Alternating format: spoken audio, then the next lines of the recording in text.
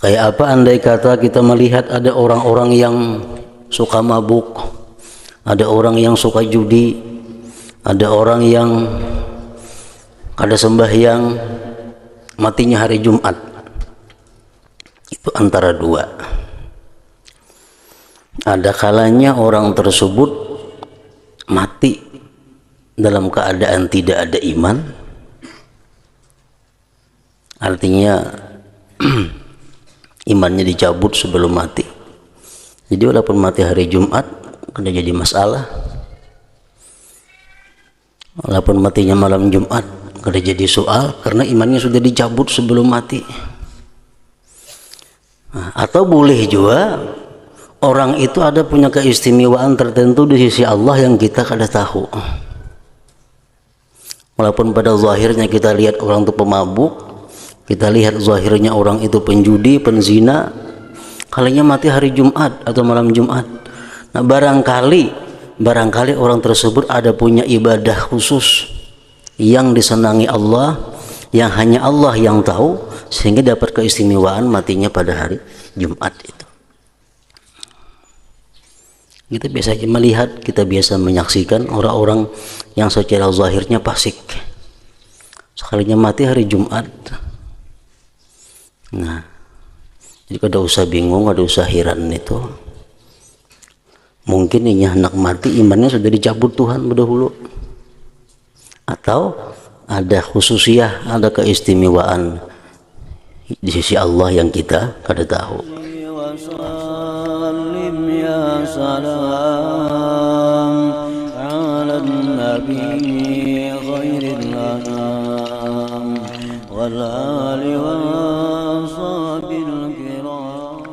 Bismillahirrahmanirrahim. Alhamdulillahirabbil alamin. Wa bihi nasta'in ala umurid dunya waddin. Wassalatu wassalam ala khairil anbiya wal mursalin sayyidina maulana Muhammadinil amin wa ala alihi wa sahbihi wa tabi'in wa man tabi'ahum bi ihsanin ila yaumiddin. Qala al-musannif rahimahullah wa nafa'ana bi ulumih. Yang ke-13, adab-adab hari Jumat.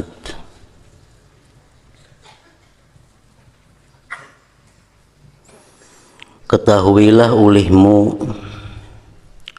bahwa hari Jumat itu adalah hari raya bagi orang Islam. Jumat itu adalah Idul Muslimin, hari raya bagi orang Islam, yaitu hari yang mulia yang telah dikhususkan oleh Allah Subhanahu wa taala kepada umat Nabi Muhammad sallallahu alaihi wasallam. Sebagaimana Rasulullah sallallahu alaihi wasallam bersabda, "Innallaha khalaqal ayyam wa ikhtara minha yaumal jum'ah wa faddala ummati ala sairil umam wa ja'ala lahum yaumal jumu'ah." Sesungguhnya Allah menciptakan hari-hari Ahad, Senin, Selasa, Rabu, Kamis, Jumat, Sabtu, dan Allah memilih dari hari-hari itu, Allah pilih hari Jumat. Dan Allah melebihkan umatku atas sekalian umat-umat yang lain. Dan Allah menjadikan bagi umatku itu hari Jumat sebagai hari raya mereka. Fakullu amalin ya'maluhul insan yaumal jumu'ati yuktabu lahu sab'ina hasanah. Tiap-tiap amal yang dilakukan oleh manusia pada hari Jumat itu, tiap-tiap ibadah yang dilakukan oleh manusia pada hari Jumat itu ditulis baginya 70 kebaikan. Kalau hari-hari biasa 1 kebajikan 10. Hari Jumat 70. Itu salah satu di antara keistimewaan hari Jumat tadi. Fa idza mata yaumal jumu'ati aw lailatal jumu'ah ghafarallahu lahu ma taqaddama min dhanbihi wa ma ta'akhkhar.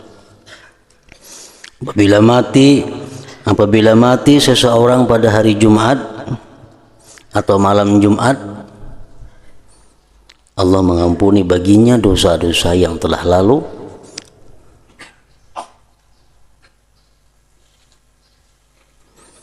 dan dosa yang akan datang. Dalam hadis lain disebutkan, man mata yaumal jumu'ah aw lailatal jumu'ah kutiba lahu ajru syahid wa wuqiya fitnatal qabr. Barang siapa yang mati pada hari Jumat atau malamnya, ditulis baginya pahala mati syahid dan dipeliharakan daripadanya fitnah kubur. Asal yang mati itu orangnya muslim, asal yang mati itu orangnya Islam dan beriman. Kalau orang kada beriman, orang kafir, walaupun mati hari Jumat, walaupun mati malam Jumat, itu kada ada hubungannya, karena syaratnya mesti iman dan Islam. Hadis menyatakan bahwa siapa yang mati pada hari Jumat atau malam Jumat, ditulis baginya pahala syahid dan dipeliharakan daripadanya fitnah kubur. Artinya selamat menghadapi ujian munkar dan nakir. Nah, kayak apa andai kata kita melihat ada orang-orang yang suka mabuk, ada orang yang suka judi, ada orang yang kada sembahyang, matinya hari Jumat. Itu antara dua. Ada kalanya orang tersebut mati dalam keadaan tidak ada iman, artinya imannya dicabut sebelum mati. Jadi walaupun mati hari Jumat kada jadi masalah, walaupun matinya malam Jumat kada jadi soal, karena imannya sudah dicabut sebelum mati. Nah, atau boleh juga orang itu ada punya keistimewaan tertentu di sisi Allah yang kita kada tahu.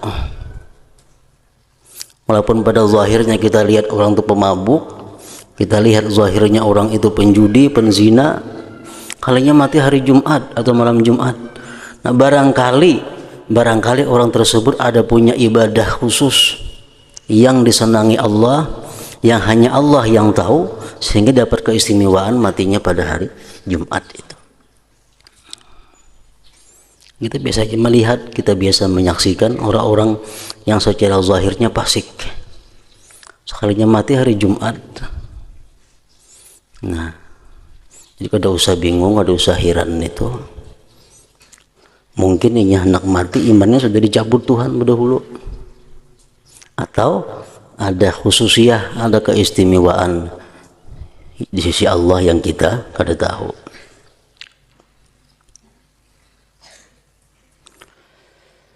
Dan pada hari itu, hari Jumat maksudnya, ada satu saat yang mustajab doa.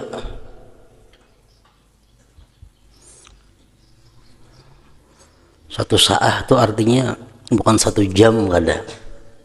Itu hitungan lahzah, hitungan detik. Nah, jadi di hari Jumat itu ada detik-detik. Artinya kalau kita berdoa panjang, limpua sudah. Ini hitungan detik saja. Dan pada hari itu ada satu saat yang mustajab doa.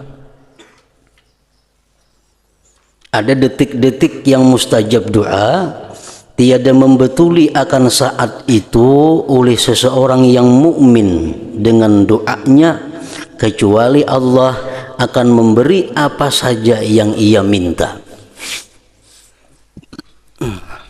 Allah berikan apa? Aina ma yurid, benda yang dia kehendaki, asalkan benda itu memang ada jatah untuk kita. Misalnya kita dijatahkan oleh Allah naik haji. Kan ada jatah dalam takdir ketetapan Allah pada masa azali, pada masa bahari, pada alamul arwah, kita ini dicatatnya ada orang, termasuk orang yang naik haji. Berarti kita ada jatah ngarannya. Nah, kenapa kita hari Jumat berdoa, ya Allah, aku minta kepada Engkau supaya naik ke haji pada ini tahun. Pas kita berdoa itu di saat detik-detik yang mustajab tadi. Nah, pada tahun itu dia naik haji. Pada tahun itu juga dia naik haji. Tapi kalau sesuatu itu yang kita minta itu kebetulan di luar jatah kita, di luar jatah, kita ditakdirkan Allah kadang naik haji ini tuh. Pas kita hari Jumat, detik-detik dan mustajab itu kita berdoa, ya Allah, hamba minta naik haji, maka jatahnya kadang naik haji nih.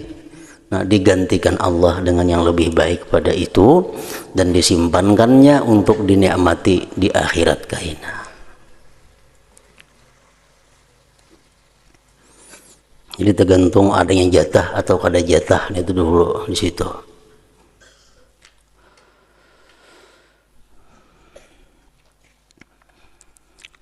Dan pada hari itu, hari Jumat, ada satu saat yang mustajab doa.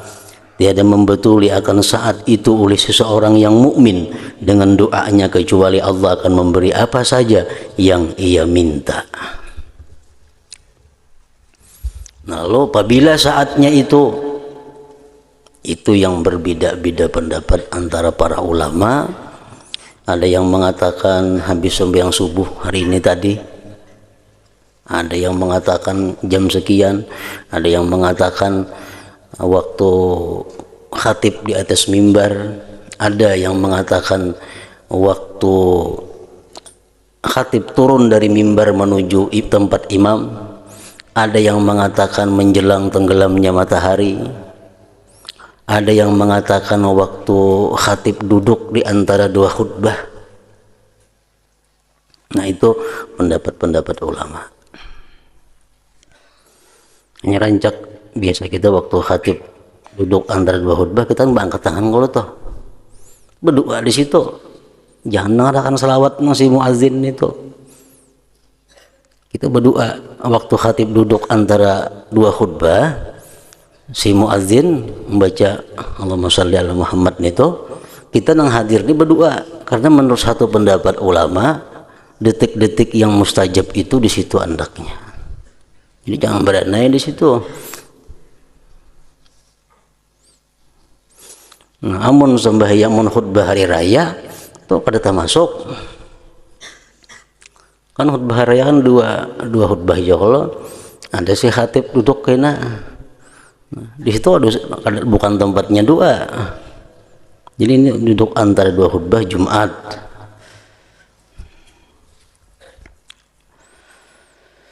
Maka bersiap-siaplah engkau menghadapi hari Jumat itu mulai dari petang hari Kamis. Lagi maka hendaklah engkau membersihkan pakaianmu dan memperbanyak mengucap tasbih dan istighfar mulai daripada petang hari Kamis, karena masa itu sudah menyamai kelebihan hari Jumat. Kamarian Kamis itu sudah masuk hari Jumat. Makanya ada beberapa pendapat ulama yang mengatakan bahwa orang yang mati petang hari Kamis itu sama aja dengan orang yang mati dengan malam Jumat, karena petang Kamis itu sudah dapat keistimewaan sebagaimana keistimewaannya hari Jumat.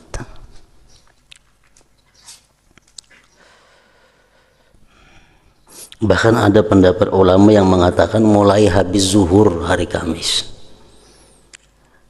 Ada yang mengatakan mulai habis zuhur hari Kamis sudah masuk bagian Jumat.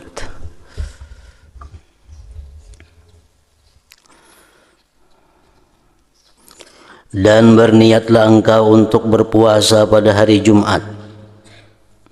Itu andai kata kita puasa hari Jumat itu kadang melemahkan tubuh kita untuk melakukan pekerjaan-pekerjaan Jumat. Dan berniatlah engkau untuk berpuasa pada hari Jumat, tetapi hendaklah puasa itu engkau sertakan dengan puasa hari Khamis atau puasa hari Sabtu, karena ada larangan bagi mengkhususkan puasa pada hari Jumat saja. Makruh ujar puasa hari Jumat saja. Makruh. Makruhnya bukan makruh puasanya ada. Puasa tetap berpahala. Makruh itu makruh dari segi kita menetapkan waktu hanya Jumat itu puasa. Makruhnya hanya makruh dari segi kita menetapkan puasa itu hari Jumat. Kalau puasanya ada makruh. Ada makruh. Sama halnya orang yang menetapkan tahajud malam Jumat atau malam Senin atau malam Selasa atau bila malam Jumat tahajud, malam lain berai. Itu makruh. Makruh dari segi menetapkan satu malam untuk tahajud. Maksudnya tahajud terus menerus tahajud itu. Nya kada malam Jumat tahajud, nya pas runda ke malam itu. Jadi tahajud.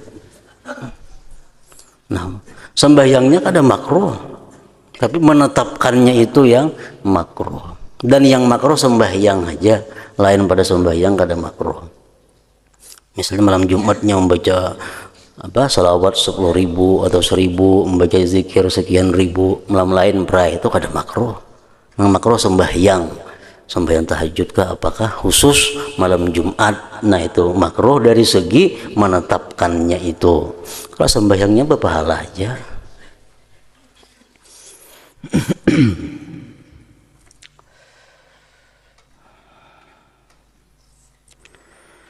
Apabila engkau berada di pagi hari Jumat, maka hendaklah engkau mandi, karena mandi Jumat itu adalah satu kepastian, hukumnya sunnah muakkadah menurut sebahagian pendapat, bahkan ada yang mengatakan wajib. Makin barak ke masjid waktunya mandi Jumat makin baik. Setelah ke masjid jam 11, mandi setengah 11 makin bagus. Kalau mandi jam 8, tulakin jam 12, hilang sudah baunya. Kalau berpengaruh lagi mandi tujuannya supaya menghilangkan bau-bau yang kada nyaman di awak. Jadi ke masjid itu bersih, nyaman. Makin parak hendak tulak makin bagus.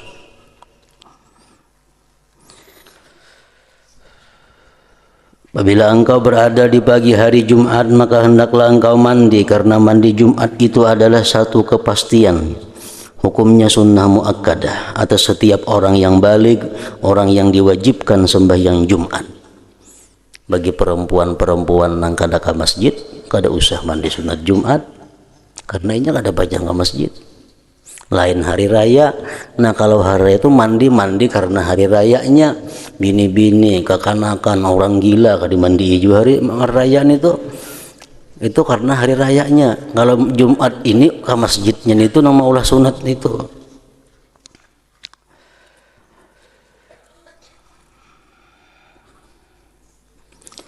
Dan bersungguh-sungguhlah engkau dalam menyucikan badanmu dengan mencukur bulu ari-ari misalnya, dan mengendam misi misalnya, memotong kumis dan memotong kuku, dan menggunakan siwak dan segala cara-cara bersuci.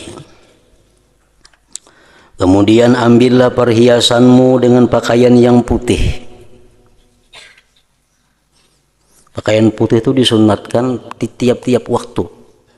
Jadi pakaian putih itu sekalinya sunatnya bukan hanya untuk Jumat, bukan hanya untuk sembahyang Jumat, tiap-tiap waktu dianjurkan berpakaian putih. Karena putih merupakan warna yang paling disukai oleh Allah Subhanahu wa taala.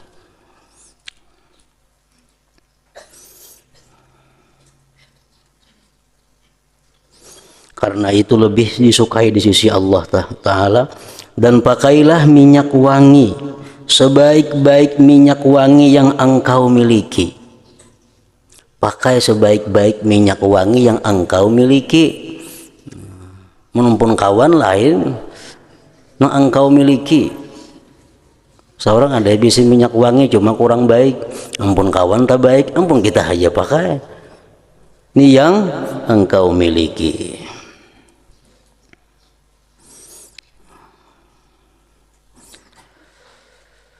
Minyak wangi berharum-harum termasuk kesenangan Rasulullah Sallallahu Alaihi Wasallam di dalam dunia ini.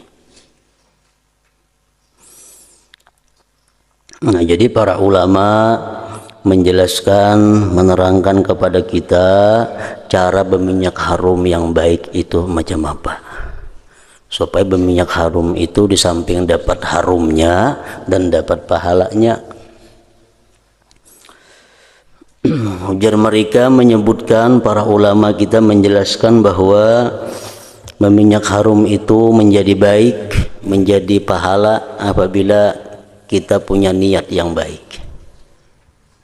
Punya niat yang baik. Yang pertama, niat kita berminyak harum itu adalah ibtigha mardatillah, menuntut kesenangan Allah. Karena Rasulullah bersabda, man tatayyaba lillah jaa yaumal qiyamah wa rihuhu atyabu min rihil misik. Barang siapa yang berharum-harum karena Allah, maka dia datang pada hari kiamat, baunya dia lebih harum daripada bau kasturi.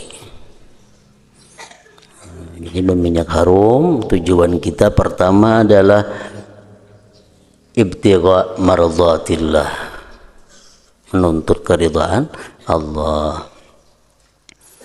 Yang kedua, berminyak harum tujuan kita apalagi ittiba' sunnati Rasulillah sallallahu alaihi wa alihi wasallam, mengikuti sunnah Rasul,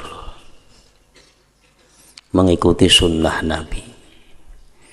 Padahal Rasulullah berminyak harum itu daripada kepada aja.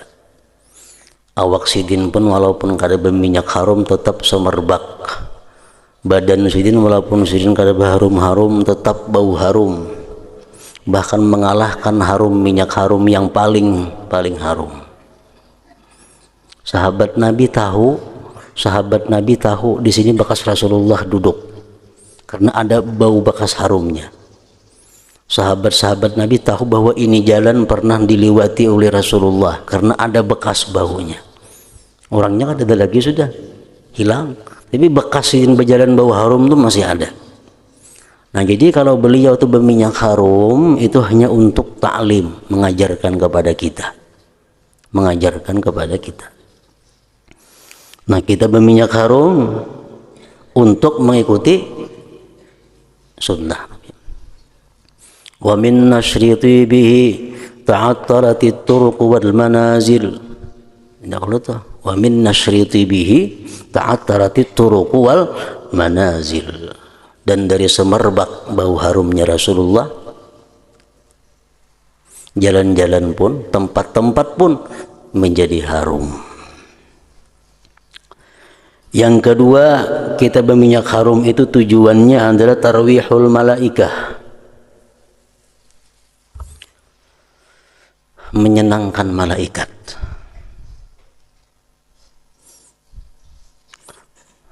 Menyenangkan malaikat.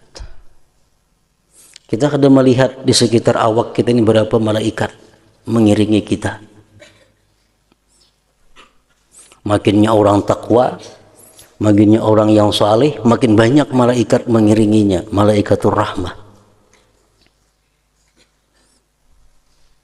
Jadi bukan hanya mengiringi kita ini malaikat rakib atid, kada, lebih daripada itu. Ada malaikat hafazah, malaikat yang menjaga diri kita. Kita guring, pernahlah samut masuk ke hidung kita, pernah samutlah masuk ke telinga kita. Kada biasa dengar kita lagi orang guring memasukkan samut. Kenapa?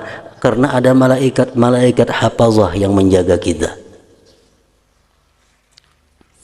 Nah, malaikat yang di sekeliling kita ini, kalau kita harum, nyaman inya. Mun kita kada harum kayak kita juga kawan kada harum ya apa? Nyaman lah.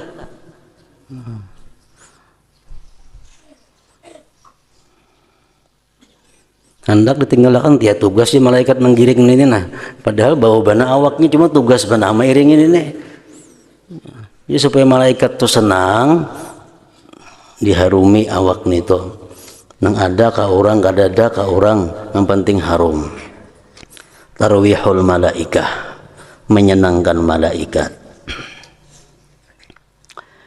Yang keempat tujuannya minyak harum itu apa? Kita bewangi-wangi tarwihu man jalasa indah. Menyenangkan orang yang duduk di sekeliling kita.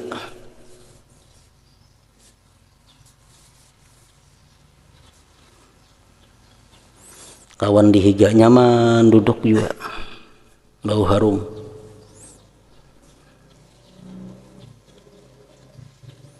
Menyenangkan kawan yang duduk di sekeliling kita.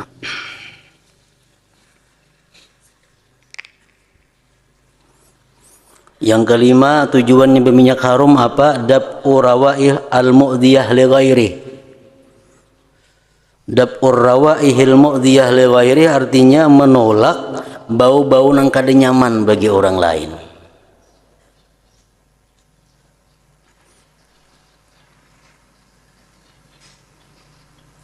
Baik pun kalau berjauh kita nyaman aja berjauh. Coba di motor taksi kemana berjauh lagi. Sebelah sini bau awak, sebelah sini bau. Kita di tengah minyak harum bermampan lagi. Kiri kanan bau. Nah, jadi menolak bau-bauan yang kada nyaman itu tujuan kita.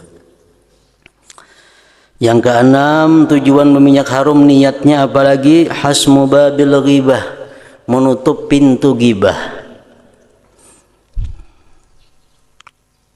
Menutup pintu gibah. Kayaknya mun aku kada berminyak harum, awakku bau sambat orang si anu tuh jah bibi bau badan. Nah, ya Allah. Berdosa orang jadinya. Orang jadi berdosa gara-gara kita kada berminyak harum, gara-gara awak kita bau. Supaya orang yang menyambati kita, supaya orang yang menggibah kita, ini ya berharum-harum. Itu artinya hasmu babil ghibah. Menutup pintu ghibah supaya orang jangan berdosa. Yang ketujuh niat berminyak harum taqwiyatud dimag, memperkuat otak.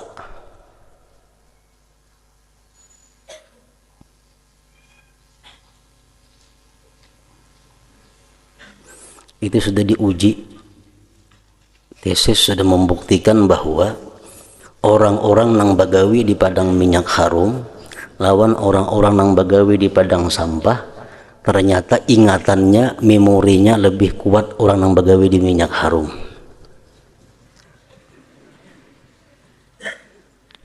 Hafalannya kuat orang nang bagawi di minyak harum ketimbang orang nang bagawi di tempat bau-bau nang kada nyaman. Yang terakhir, yang ke berapa? 9 kah? Yang ke-8 istizadu aqlih, agar bertambah akal.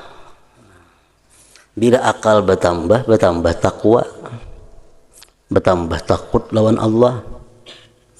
Kenapa kita kurang takut lawan Allah? Karena akal kita kurang. Nah, itu paling baik fungsi minyak harum, menambah akal kita. Imam Syafi'i berkata, man taba rihuhu zada aqluhu. Siapa harum baunya, maka bertambahlah akalnya. Nah, jadi 8 macam kita berniat berminyak harum, 8 macam dapat pahala. Sekali kita berniat nih tuh, sekali pertama aja berniat minyak sahaja aku berminyak harum untuk mencapai keridaan Allah. Yang kedua mengikuti sunnah Rasulullah Sallallahu Alaihi Wasallam. Yang ketiga menyenangkan malaikat. Yang keempat menyenangkan orang-orang yang di sampingku. Yang kelima menolak bau nang kada nyaman bagi orang lain. Yang keenam menutup pintu ghibah, menutup pintu ghibah. Yang ketujuh, memperkuat utak. Yang kedelapan, menambah akal. Sekali hari ini aja berniat, kayaknya isok saya aku berminyak harum, niatnya kayak semalam. Nah itu aja lagi, ngalir lagi. Kayak itu aja niatnya kayak semalam.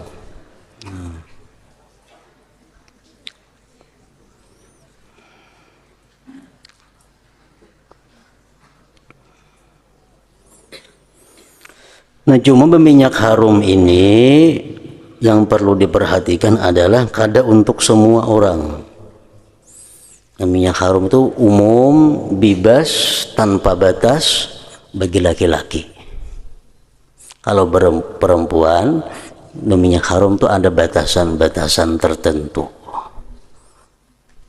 Nah kalau perempuan minyak harum mesti hati-hati, karena ada hal-hal yang mereka tidak boleh minyak harum. Apabila mereka kada boleh berminyak harum si perempuan itu waktu mereka hendak keluar dari rumah. Jadi perempuan berminyak harum cukup dalam rumah. Keluar rumah kada boleh lagi memakai minyak harum. Hendak ke masjid walaupun hendak ke masjid. Hendak ke pengajian walaupun hendak ke pengajian kada usah berminyak harum. Cukup memakai anti bau kada nyaman saja. Lawan tawas saja kah? Kan tawas itu kada harum, cuma kada menimbulkan bau kada nyaman. Nah cukup itu, kada usah memakai harum-haruman. Rasulullah sallallahu alaihi wasallam bersabda, ujar Nabi, ayyuma imra'atin kharajat min baitiha mutatayyibah turidul masjid lam yaqbalillah laha salatan hatta tarji'a fataghtasila minha ghuslaha minal janabah. Ujar Nabi kita mengatakan, siapapun perempuan yang keluar dari rumahnya hal keadaan berharum-harum hendak ke masjid sembahyang, Allah tidak menerima sembahyangnya. Apalagi Allah sudah menerima sembahyang perempuan yang berharum-harum hendak ke masjid, kecuali bulik dulu ke rumah mandi sebagaimana mandi janabah supaya hilang harumnya sama sekali. Nah hanya bahasa ke masjid.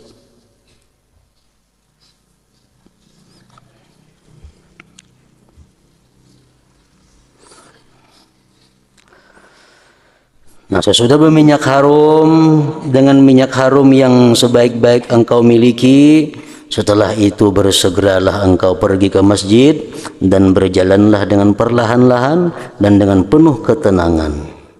Dalam hal ini Rasulullah sallallahu alaihi wasallam bersabda, marraha bis sa'atil ula faka'annama qarraba badanah wa marraha bis sa'atil tsaniyah faka'annama qarraba baqarah wa man raha bis sa'atil tsalitsah faka'annama qarraba kabsha wa man raha bis sa'atil rabi'ah faka'annama qarraba dajajah wa man raha bis sa'atil khamisah faka'annama qarraba baydah.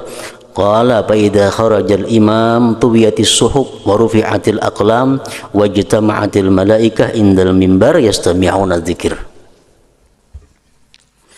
Artinya, siapa yang pergi ke masjid pada hari Jumat pada jam yang pertama, maka seakan-akan ia berkurban seekor unta.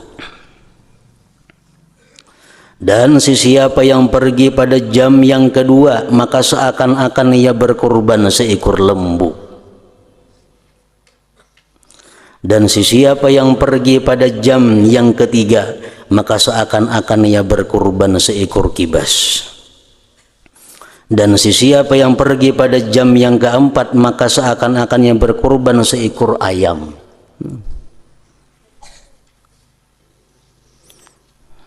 Dan siapa yang pergi pada jam yang kelima, maka seakan-akan ia berkurban sebiji telur.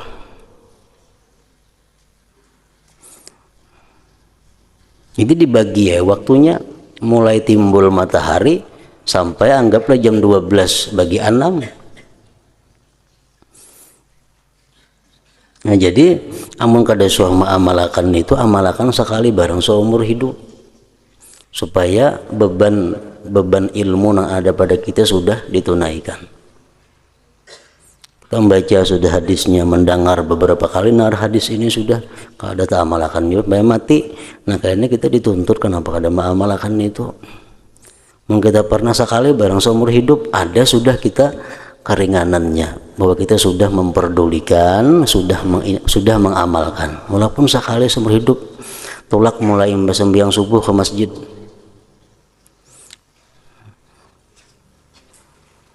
Subuh nih, tulak ke masjid sampai kena Jumat. Ada mesti beramal di masjid nih tuh, duduk kah, berabah kah, mengapa kah dibaca mutalaah kah, Quran kah, baca zikir kah, baca maulid kah, mengapa kah, asal sampai orang Jumat. Niatnya i'tikaf. Nah, kayaknya pang rasa itu lak nang jam nang kedua, jam nang ketiga. Jadi supaya kita beban ilmu itu kada ada lagi pada diri kita. Itu juga sembahyang witir.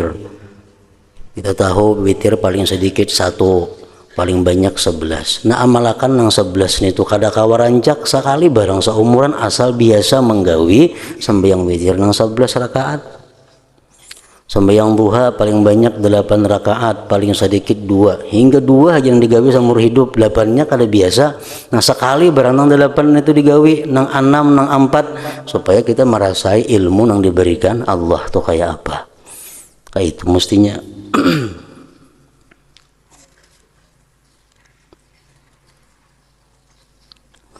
Dan apabila imam sudah keluar naik ke atas mimbar, maka dilipatlah buku catatan dan diangkat segala kalam, dan para malaikat yang bertugas sebagai pencatat pergi duduk di tepi mimbar untuk mendengarkan khutbah.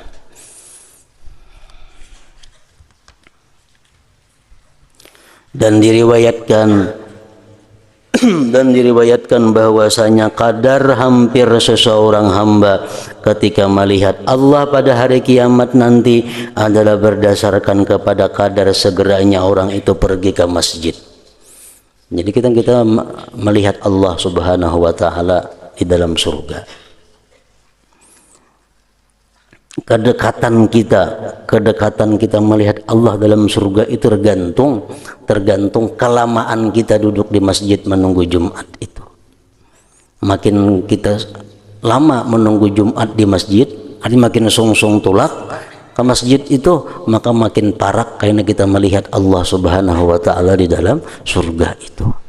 Dan ada diriwayatkan bahwasanya kadar hampir seorang hamba ketika melihat Allah pada hari kiamat nanti adalah berdasarkan kepada kadar segeranya orang itu pergi ke masjid. Apabila engkau masuk ke dalam masjid, maka tuntutlah saf yang pertama. Saf pertama cari. Karena Rasulullah menyatakan innallaha wa malaikatahu yusalluna 'alas sufufil muqaddamah. Allah dan para malaikat, Allah memberikan rahmat, malaikat memintakan ampun kepada orang-orang yang sembahyang di saf pertama itu. Hadis lain mengatakan law ya'lamun nas ma bin adzan wa saffil awal thumma lam yajidu illa ayyastahimu alaihi lastahamu. Andai kata manusia, kata Rasulullah, mengetahui betapa besarnya pahala azan dan pahala saf pertama itu, kemudian mereka berebut kada dapat kecuali beundi, niscaya mereka beundi. Nah, itu saf pertama.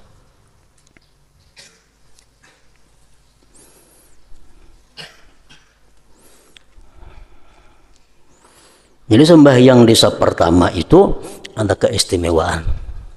Apa keistimewaannya? Ya tadi Allah selalu mencurahkan rahmat kepada dia, malaikat selalu memintakan ampun kepada Allah terhadapnya.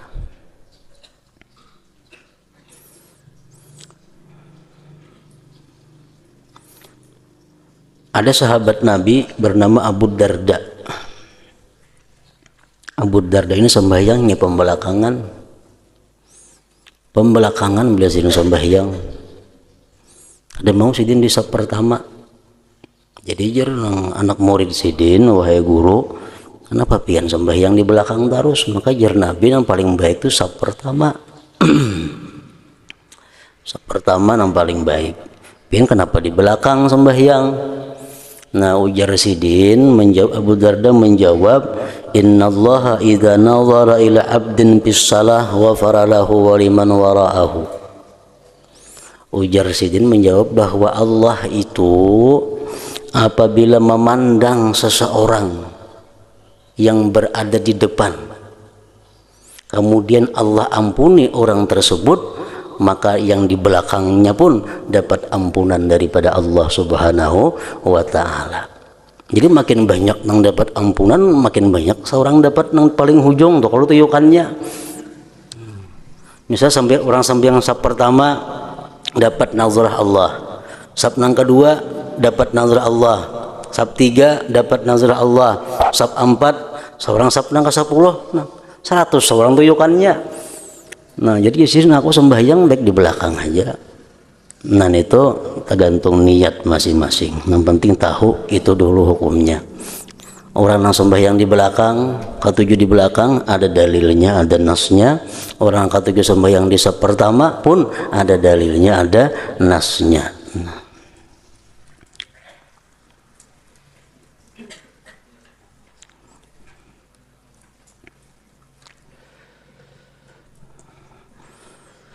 Apabila engkau masuk ke dalam masjid, maka tuntutlah saf yang pertama, tetapi jikalau orang sudah ramai, maka janganlah engkau melangkahi bahu-bahu mereka. Kamu datang terlambat, jangan nak di saf pertama, saf belakang. Niatakan ampun Abu Darda tadi. Sama aja lawan saf pertama dapat pahalanya juga. Ini datang berdudi anak pemuka, lalu orang dilangkah-langkahi, nah itu nang kada boleh. Ada aja disediakan pahala yang sembahyang di saf pertama ganal pahalanya. Pembelakangan pun ada juga pahalanya bagi mereka yang kada sampat. Jangan bahas dari pembelakangan tuh salah nih tuh. Orang kamar kada aku nggak saf pertama, aku baik di belakangnya itu salah pulang nih tuh. Saf pertama mesti diisi. Kalau kada kita saf pertama di belakang kada salah juga, ada juga dapat bagiannya. Ini mentang-mentang tahu itu hadis, oh di belakang masa pertama kada berisi lah. Nah, ada mau kayak itu.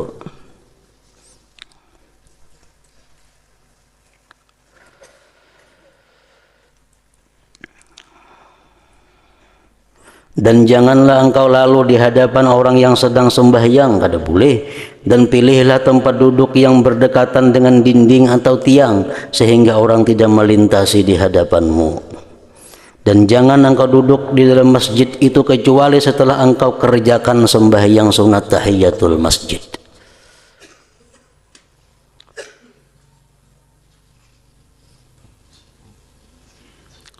Tahiyatul masjid. Makanya rancak orang azan tuh kalau orang terlambat datang, sudah orang azan hanya datang. Nah, baiknya mana berdiri ke berduduk kah kita?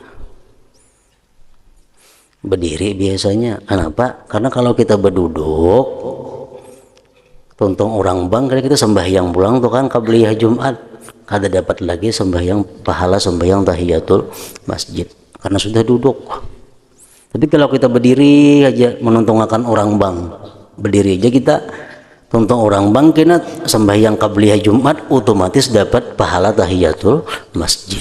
Nah, itu gunanya berdiri ini tuh. Dan yang lebih baik hendaklah engkau kerjakan sembahyang sunat tahiyatul masjid itu 4 rakaat, dan engkau baca pada setiap rakaat selepas surah Fatihah akan surah Qul huwallahu ahad 50 kali, tapi 50 kali karena disebutkan dalam sebuah hadis bahwa siapa yang mengerjakan yang demikian itu, maka ia tidak mati kecuali setelah ia melihat akan tempat yang disediakan baginya di dalam surga, atau orang lain akan melihat tempat yang telah disediakan baginya. Nah, sekali barang gawin itu 2 rakaat. Serakaat pertama Fatihah sekali, Qul huwallahu 50 kali. Kedua kayak itu pulang. Salam kena bangkit pulang.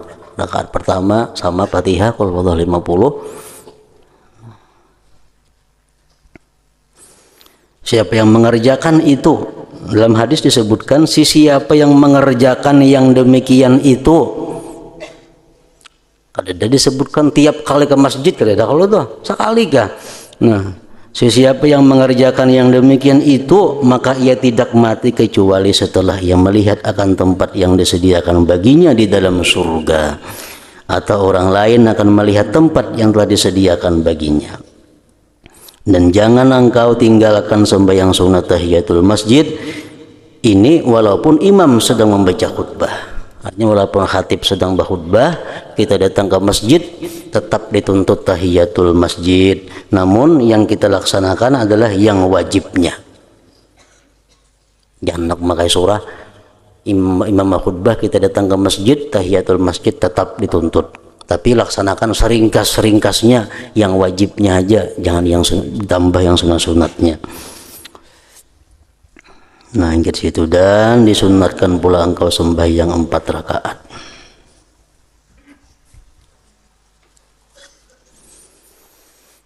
Hadratin Nabi sallallahu alaihi wasallam. Al-Fatihah. Bismillahirrahmanirrahim.